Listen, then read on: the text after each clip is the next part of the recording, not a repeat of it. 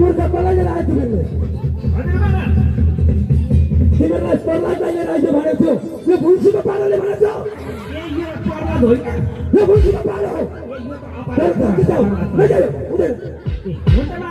मूर्ख प्रहलाद लिएर आइज भने भुल्सीको पाराले आउँछ प्रहलाद चिन्नु न त्यो के चाहेछ हामी प्रहलाद लिएर आउँछौँ महाराज महाराज महाराज भन्छ काम चाहिँ छैन महाराज की जय हो महाराज की जय हो ओहो मेरो पुत्रलाई लिएर आयो महाराज ओहो हेर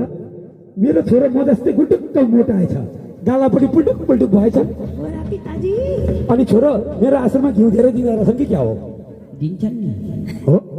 हेर त छोरो त मेरो जस्तै भएछ गाला पुल्टुक आमा पनि उति राम्री बाउ पनि उति राम्रो छोरो झन् राम्रो पुल्टुक पुल्टुक भएछ छोरो पनि एक छाकमा एक पावा खाइन्छ महाराज हो त्यही पनि घिउ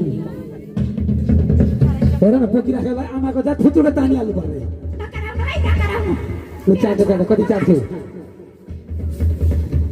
अब बुलु बोकिसक्यौ नि तिमीले अब बोकिसक्यौ नि छोरो अब दिनुहोस् भन्दा हुँदा देऊ भन्न थाल्यो हुँदा